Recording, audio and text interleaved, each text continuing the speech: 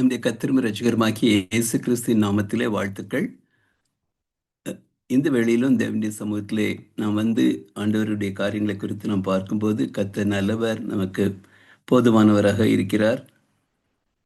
ஆண்டவருடைய சமூகத்திலே நாம் வருகிறோம். கர்த்தர் இந்த நாளில் அவருடைய சமூகத்தில் வர தேவன் நமக்கு தந்திருக்கிற கிருபைக்காக ஆண்டவருக்கு நன்றி செலுத்துவோம்.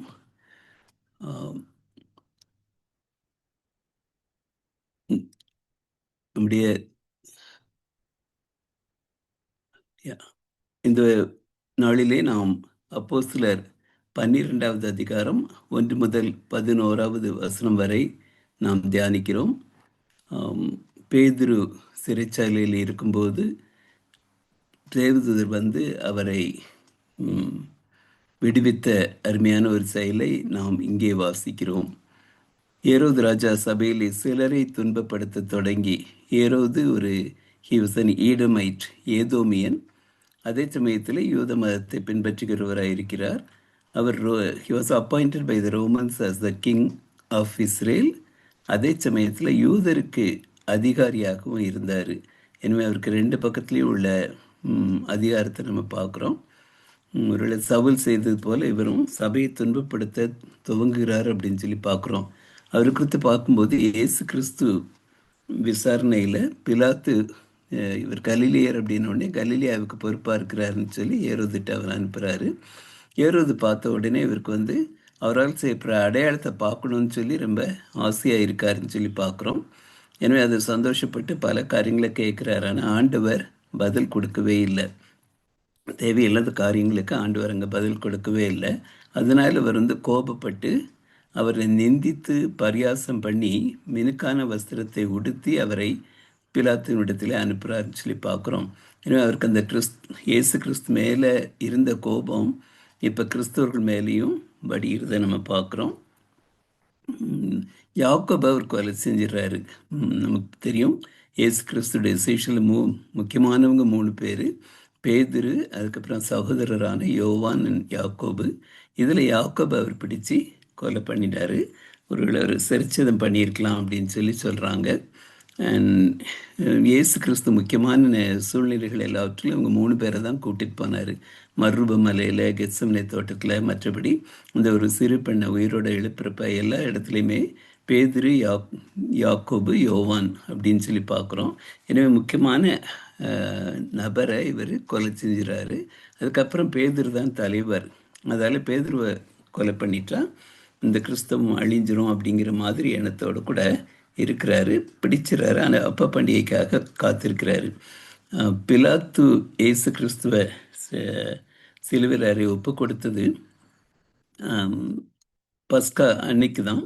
ஆனால் இங்கே இவருக்கு யூதர் காரியங்கள் எல்லாம் தெரியும் அப்படிங்கிறதுனால அங்கே பெரிய கூட்டம் சத்தம் போட்டாங்க. அதில் பிலாத்து வேறு வழி இல்லாமல் கை கழுவி இயேசு கிறிஸ்துவ ஒப்பு கொடுக்குறாரு. ஆனால் ஏறுது பிளான் பண்ணி அவரை அரெஸ்ட் பண்ணி உள்ளே வச்சுட்டு பஸ்கா பிடிச்ச உடனே வெளியூர்காரங்களை எல்லாம் போயிடுவாங்க. அந்த நேரத்தில் பேதுருவை கொலை செய்யணும் அப்படின்னு சொல்லி திட்டம் பண்ணியிருக்கிறாரு. அண்ட் அவரை காக்கணும்னு சொல்லி வைக்கிறப்ப அதிகமாக முயற்சி எடுத்து பண்ணுறதை பார்க்குறோம். 4 வகுப்புகள், 6 மணி நேரத்துக்கு ஒருக்கா டியூட்டி மாற்றிட்டே இருப்பாங்க.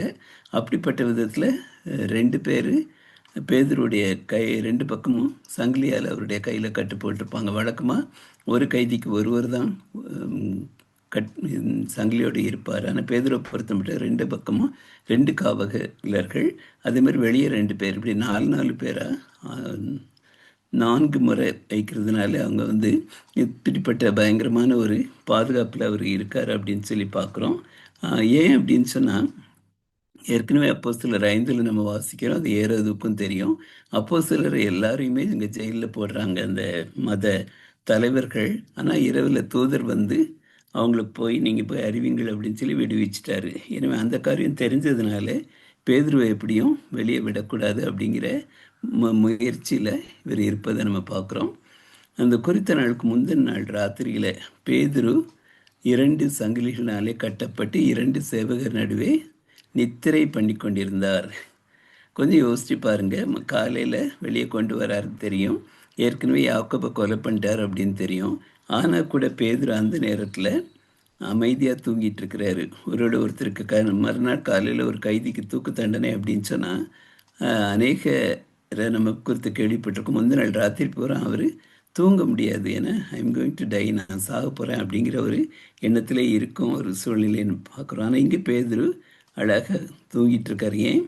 ஆண்டவர் எல்லா காரியங்களையும் நடத்துகிறவராக இருக்கிறாரு. அவருக்கு தெரியாமல் எந்த ஒரு காரியமும் நடக்காது அப்படிங்கிற சூழ்நிலை இருந்ததுனால பேதுரு அங்கே அமைதியில் இருக்கிறாரு. நம்முடைய வாழ்க்கையிலையும் கூட we need not be perturbed in troubled situations. நம்ம வந்து கஷ்டம் வருது, கவலைகள் வருது, மத்தியில் அமைதியாக இருக்க கர்த்தர் நமக்கு உதவி செய்யணும்.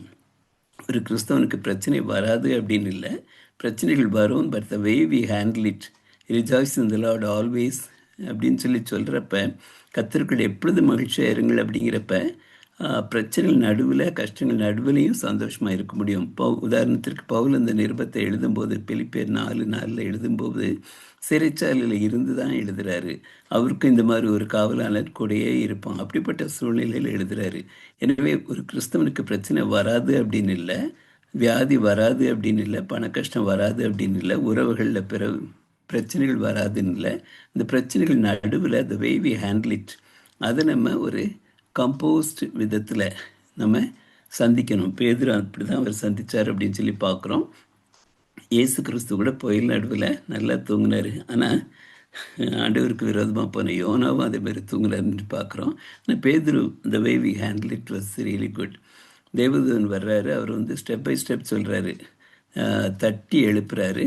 தட்டி எழுப்பிட்டு அவனுடைய ட்ரெஸ்ஸை போடுங்கிறாரு, அப்புறம் செருப்பு போடுங்கிறாரு, அதுக்கப்புறம் மேல் வஸ்திரத்தையும் போடு அப்படின்ட்டு என் பின்னால் வான்னு சொல்லி ஸ்டெப் பை ஸ்டெப் அந்த ஏஞ்சல் சொல்ல ஒரு சிறு பிள்ளை மாதிரி ஒரு காலையில் நம்ம எந்திரிச்ச உடனே பிள்ளைகளுக்கு ஸ்கூல் போகிறதுக்கு முன்னால் சொல்லுவோம் இல்லையா, யூனிஃபார்ம் போடு, டை கட்டு, ஐடி எடுத்து வை, ஷூ போடு, ஸ்கூல் பேக் எடுன்னு, அந்த மாதிரி ஸ்டெப் பை ஸ்டெப் ஏஞ்சல் சொல்கிறாரு. அது எல்லாத்தையும் இவர் வந்து செய்கிறாரு. ஏன்னா இவர் வந்து ஒரு தரிசனம் காங்குறோம் அப்படின்னு நினச்சிக்கிட்டாரு. உண்மை அப்படிங்கிறது அவருக்கு தெரியலை. நல்ல தூக்கத்தில் இருந்து திடீர்னு எழுமின காரியம், அதுக்கப்புறம் இப்படி விடுதலை ஆகிறது இம்பாசிபிள் அப்படின்னு பேதுரு யோசித்ததுனால தரிசனம் என்ன நினச்சிட்டு இருக்கிறாரு. நம்ம வாழ்க்கையில் சில நேரங்களில் ஆண்டவர் செய்கிற காரியங்கள் நம்மளால் நினைத்து பார்க்க முடியாத விதத்துலேயும் இருக்க முடியும். எண்ணி பார்க்க முடியாத செயல்களை ஆண்டவர் நம்மிடத்தில் செய்ய முடியும் அப்படின்னு சொல்லி நம்ம பார்க்குறோம். வாழ்க்கையில் திரும்பி பார்க்கும்போது நம்மள அநேகருக்கு இப்படிப்பட்ட சாட்சிகள் இருக்கலாம். ஆண்டவர் எப்படி நம்முடைய தேவைகளை சந்தித்தார், எப்படி நம்ம ரட்சித்தார், எப்படி நம்ம காப்பாற்றினார், சுகம் தந்தார் அப்படின்னு சொல்லி அநேகர் சொல்ல முடியும்னு சொல்லி பார்க்குறோம். காவலெல்லாம் கடந்து வெளியே போகிறாங்க.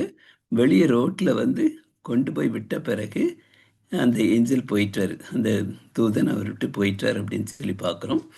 அற்புதமான செயல்கள் நம்ம நடக்கும். ஆனால் அதுக்கப்புறம் பேதுரு தான் எங்கே போகணும்னு சொல்லி தீர்மானம் பண்ணி போகணும். அந்த விதமாக நம்முடைய வாழ்க்கையில் அற்புதமான காரியங்கள் நடந்தாலும் அதுக்கப்புறம் நம்ம செய்ய வேண்டிய காரியங்கள் உண்டு. ஆண்டவர் இப்பொழுதும் கூட இது விதமான தூதர்கள் மூலமாக காரியங்களை செய்யக்கூடியவராக இருக்கிறார். தேவதூதர்களின் பணி அங்கே அவர்கள் ஆண்டவருடைய பிள்ளைகளுக்கு ஊழியம் செய்யும் பணிவிடைக்காரர் அப்படின்னு சொல்லி பார்க்குறோம். எங்களுடைய மூத்தாவது மகள் ஒரு செமஸ்டர் கனடாவில் போய் படிக்க வேண்டியிருந்துச்சு. அது குளிர்காலம், ஜனவரி மாதத்தில்.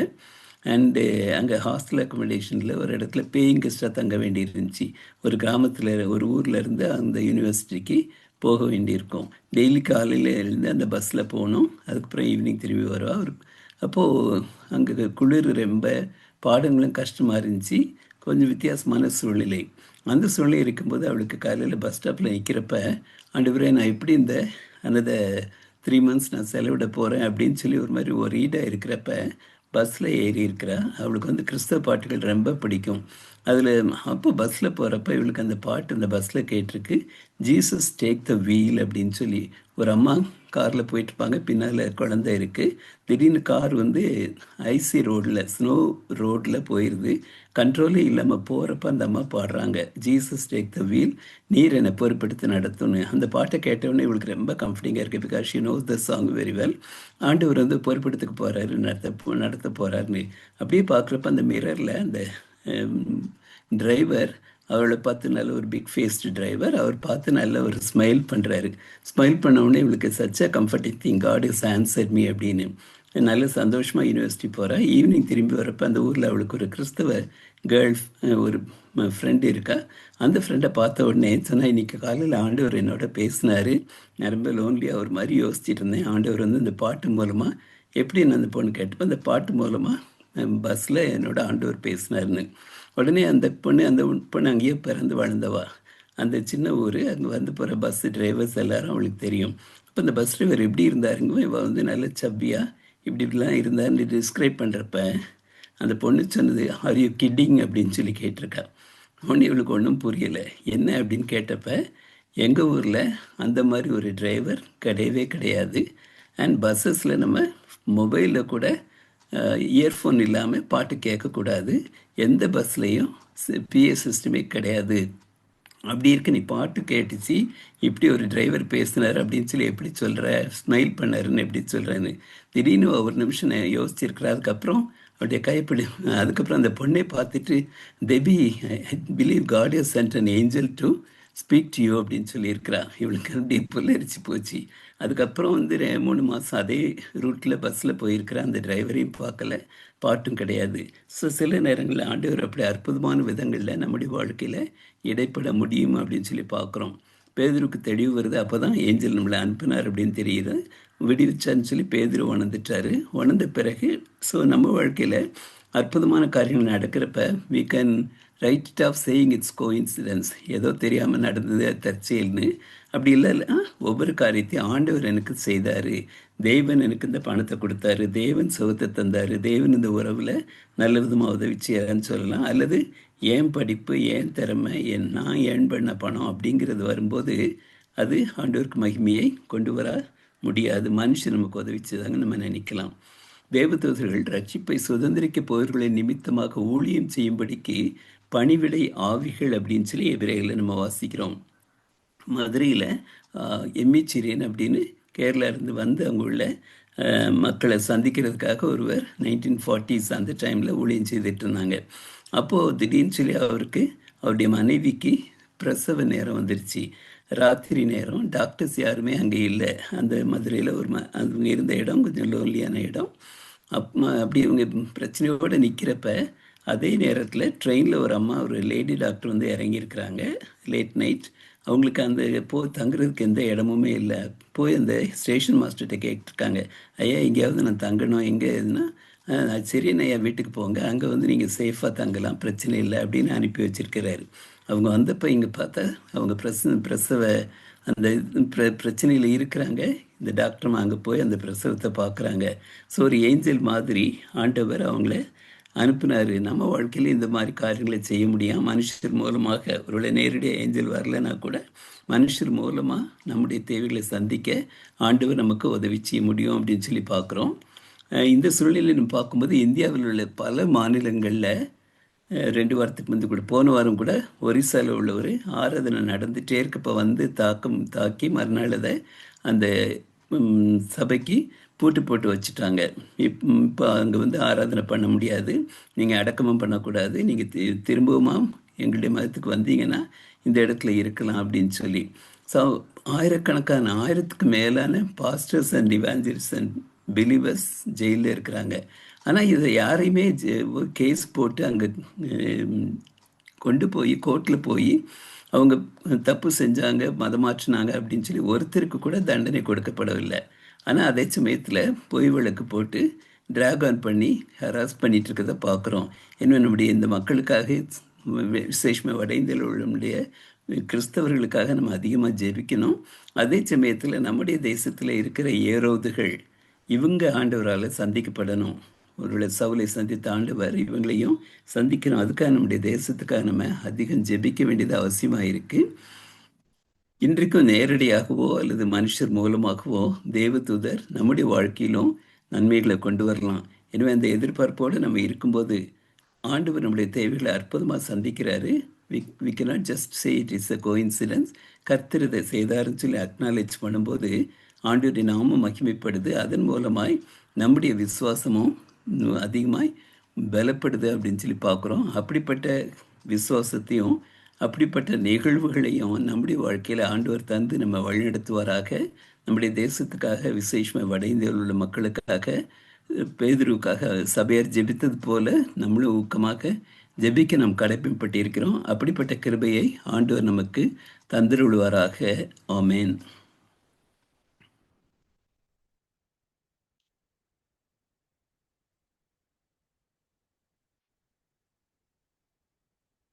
ஆனா நீங்களே